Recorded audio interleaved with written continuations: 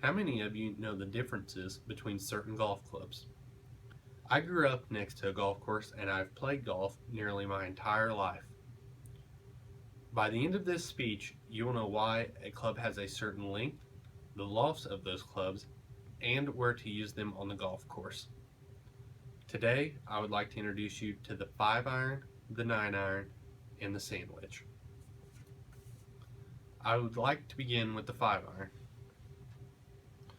The 5 iron is one of the longest clubs a golfer has and only has a loft or an angle of 28 degrees.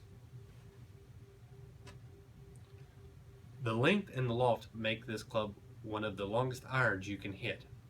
Normally, this club is only hit in the fairway because it is difficult to hit it out of the rough due to the length and the loft.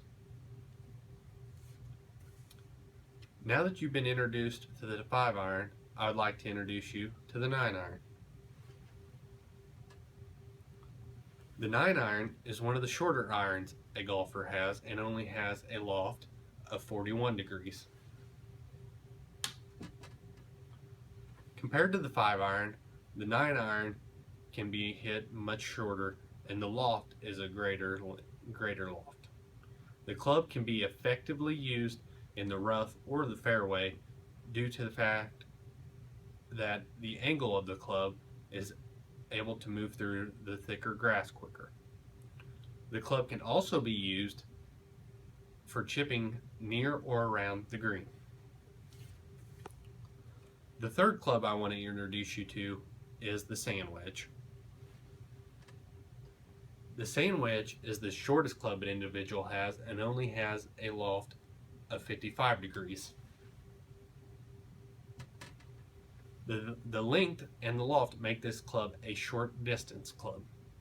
Compared to the 5 iron, this club cannot be hit very far, but it is much closer in distance to the 9 iron. The sand wedge, as the name indicates, is used when you're in the sand. This club can also be used for short distance shots as well as chipping compared to the 9 iron. In conclusion, you now know some information on 3 golf clubs a golfer has. I just explained why these clubs have certain lengths, the lofts of each of these clubs, and where to use them on the golf course. I hope you now know a little bit more about these clubs and go try golf for yourself.